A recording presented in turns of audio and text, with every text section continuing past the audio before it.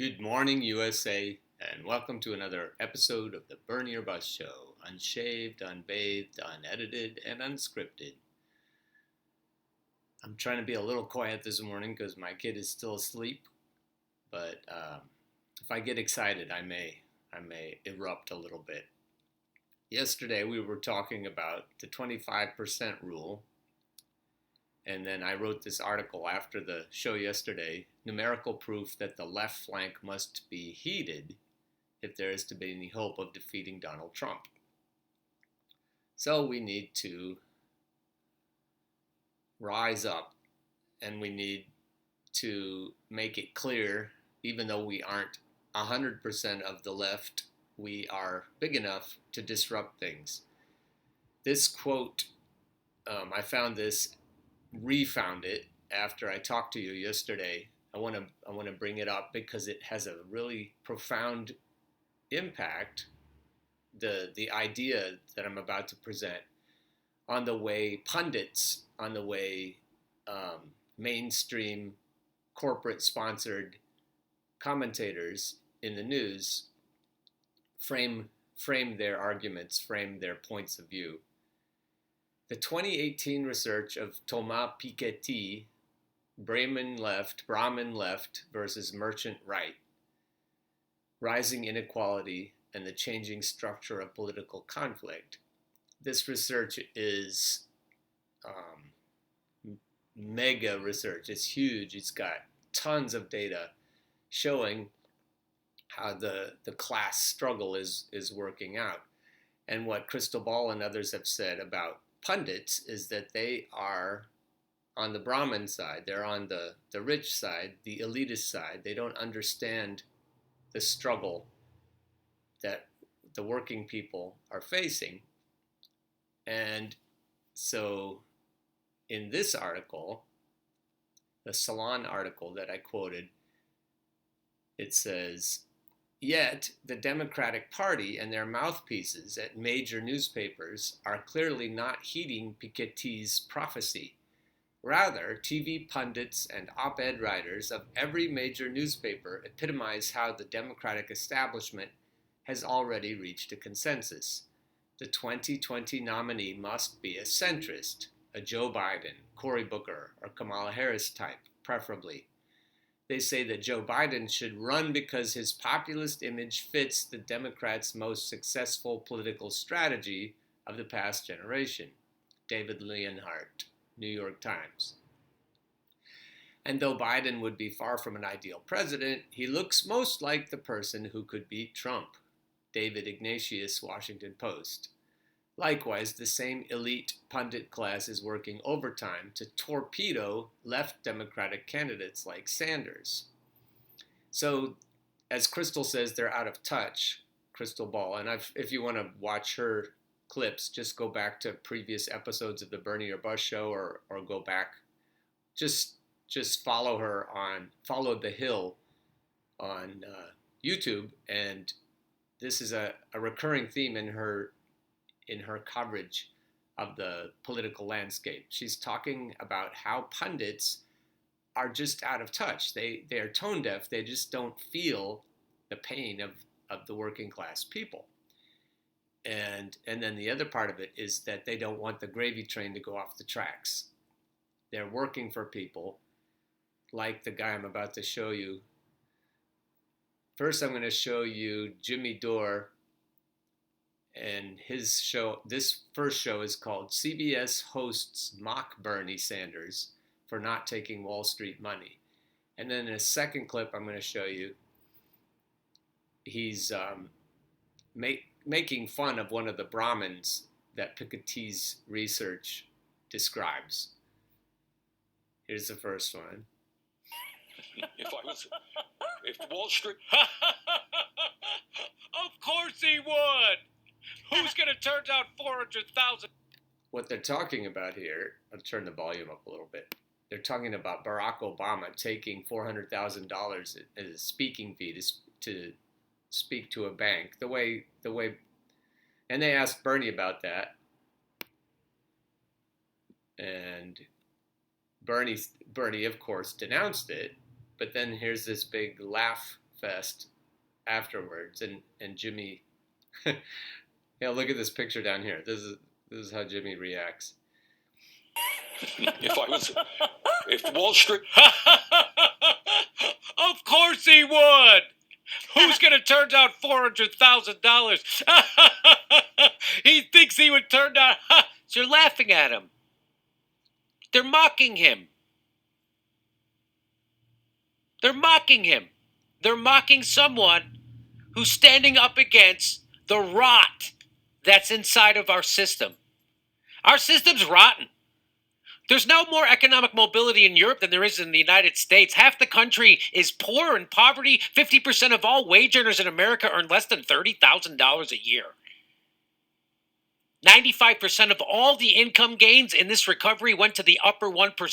Barack Obama's taken a $500,000 for one speech, and they're mocking the guy who's saying this is gross. They mock him. They don't stand up for him. They don't go, good for you, sir. We'd like to see more people doing that. Thank you for taking a principled stance. We know the system is set up to discourage people like you, so it's good to see you actually. Talk about a profile in courage. No, they mock him. It gets worse. Now this is what Charlie Rose says. Offered me that, yeah, I don't want Wall Street's money. Even though it's transparent. But I don't. Even though it's transparent. I mean, even if it's okay. So you're not going to be corrupt at all? They're using the word transparent to show that they're saying it's okay for Barack Obama to take all that money because it's transparent. Everyone can see that he's doing it. Corruption out in the open apparently is okay. I mean, you're not going to be corrupt at all. Even if we do have a bullshit word called transparency and we put that in front of it, you're still not going to be corrupted? We're going to give you a bullshit word called transparency, and then you can take it. These are the journalists arguing in favor of corruption. And Gayle King, that's Oprah's friend. She's not a journalist. She's just a high-paid person to undermine our democracy. She doesn't even know what she's doing. Gayle does not know what she's doing. Because Jimmy is a professional, even though he's a comedian, he's a journalist. He's a true journalist. And when he makes fun of the other journalists for their ineptitude, that's one thing. I especially resonate with him when he's talking about their sucking up. He's relentless when he's lampooning them for sucking up to power. That's what Krystal says. That's what Jimmy says. That's what Lee Camp says. That's what Tim Black says. They're very critical of other pundits who are sucking up to the power. And that's what all this laughing was about. They're laughing at Bernie Sanders because he doesn't suck up to the power. And Bernie was laughing because he's saying, well, Wall Street, they're not trying to give me money. And then one of the commentators, Jimmy didn't even pick up on it, said, oh, I bet they are. This clip is worth watching, the whole thing. So I'll link to it. Go back and see what you think. Now, this other clip is where they're talking to the Brahmins who's mad at the Democratic Party because they're discouraging people from becoming billionaires, which isn't true. Now, this guy actually, it's a point I've heard my dad make. It's a point I've heard other people make, that why should we discourage people from being exceptional and rising up and being excellent? And I want to say before this clip even starts, it's like the game of Monopoly where people get ahead of other people, but then after they do that, they close the door so that no one else can get ahead. And everyone knows how Monopoly ends. It grinds away inexorably until one person has everything. And the people who win that game, they will tell you, oh, I love that game. I love Monopoly. It's almost more than that. It's more like an obsession. It's like an unhealthy, I mean, you watch them play. That's why people turn the table over at the end or flip the pieces onto the floor, is because they get so mad at the person who's winning. It doesn't even look like the person who's winning is enjoying himself or herself. It just looks like that person wants to lord it over everyone else. Watch this guy, and then maybe we'll talk about Monopoly a little bit more. She's not that smart. That's why she's out. She's not that smart. Okay, we know. Now let's go to this guy. I've talked to Schumer. I've talked to Wyden. I've talked to Schumer. He's saying he's talked to all the powerful people in the Democratic establishment, and he's mad at them for using the word billionaire. He doesn't want anyone to use the word billionaire. He doesn't want the Democratic Party to criticize billionaires. I've talked to Pelosi. And said what? And I said, if you use the term billion again, I'm done. Why? Because If you use the term billionaire again, I'm done. There was a little glitch in the video there. Because I'm fucking one of them. That's why. Look at me. God damn it. I pay for sex. What do you think? I'm one of those guys. It's hilarious. Why? Why would you not want people to use that? There we go. it's aspirational. I didn't start with anything. Just penalize everyone that's done well. We all want to do well. And we should be the party of doing well. We should be a party of business and leadership. And they laugh at him.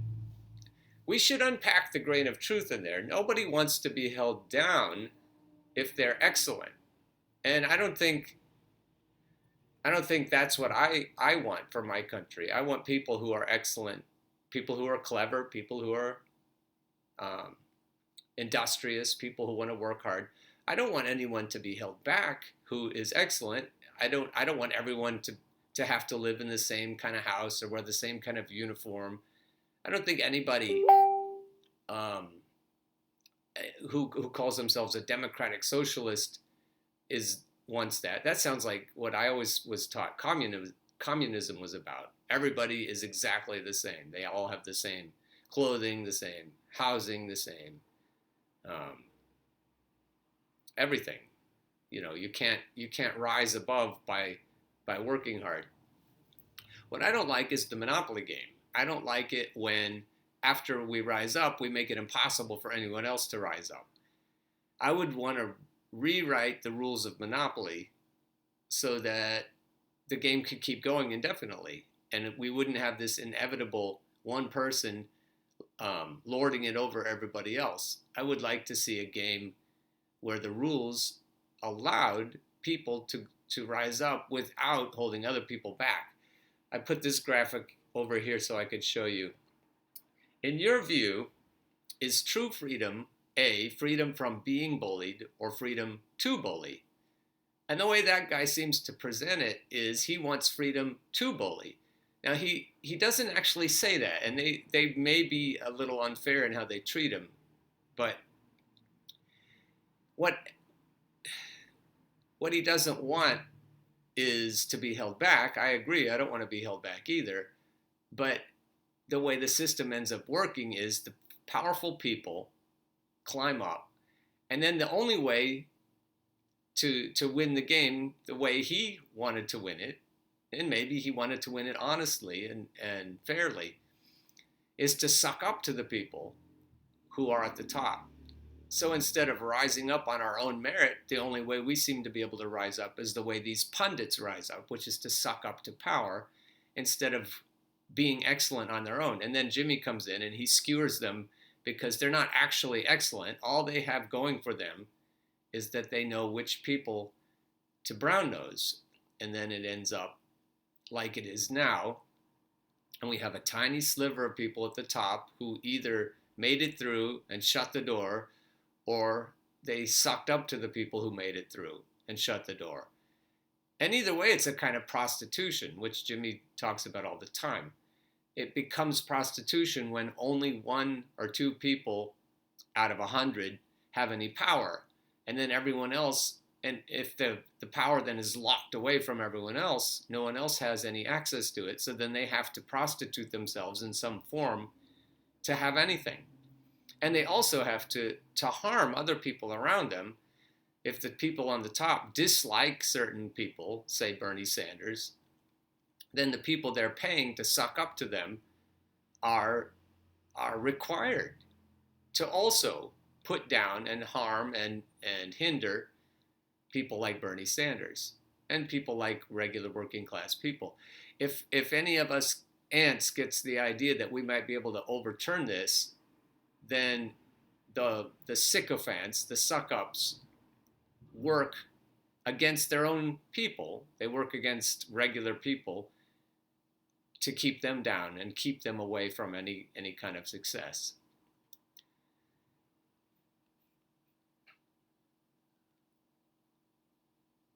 This guy, I'm not going to even play this clip, the Progressive Voice. It's good. What he is noticing is Elizabeth Warren has used funds raised from rich donors.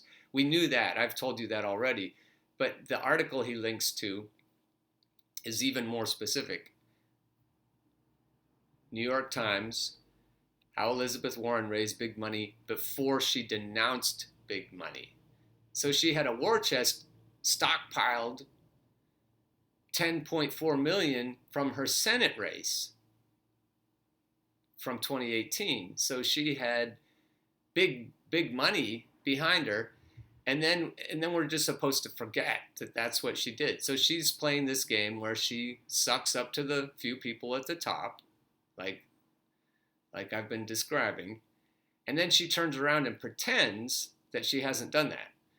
But she can't have it both ways. She can't suck up to the big money 2 years ago and then now say, oh, I'm a grassroots. I'm totally grassroots. All my funding now is from regular people.